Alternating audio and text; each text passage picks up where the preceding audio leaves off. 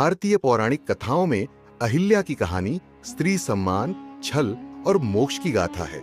ये कथा वाल्मीकि रामायण में वर्णित है और विभिन्न पुराणों में इसके कई अलग अलग उत्तर मिले हैं। अहिल्या अत्यंत सुंदर और तेजस्विनी थी।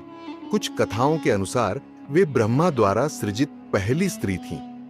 ब्रह्मा ने अहिल्या का विवाह महर्षि गौतम से कर दिया, जो एक महान तपस्वी थे और गंगा के तट पर आश्रम बनाकर रहते थे।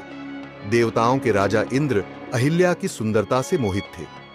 एक दिन जब महर्षि गौतम प्रातःकाल स्नान करने के लिए आश्रम से बाहर गए, तब इंद्र ने उनका वेश धारण कर लिया और अहिल्या के कक्ष में प्रवेश किया।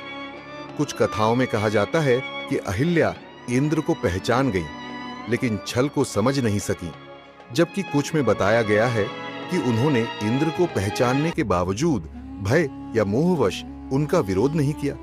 जब महर्षि गौतम लौटे तो उन्होंने अपनी दिव्य दृष्टि से सारा सत्य जान लिया। क्रोधित होकर उन्होंने इंद्र को श्राप दिया कि उनका तेज नष्ट हो जाए और उनका शरीर सहस्र योनि, 1000 स्त्रियों के जननांग जैसा हो जाए। बाद में देवताओं की प्रार्थना पर यह श्राप सहस्र नेत्रों में बदल गया, जिससे इंद्र को सहस्राक्ष कहा जाने लगा। अहिल्या को भी आर्षि गौतम ने श्राप दिया कि वह पत्थर की मूर्ति बनकर वर्षों तक तपस्या करेंगी, जब तक कि भगवान श्री राम उनके चरणों की धूल से उन्हें पुनः जीवित न करें।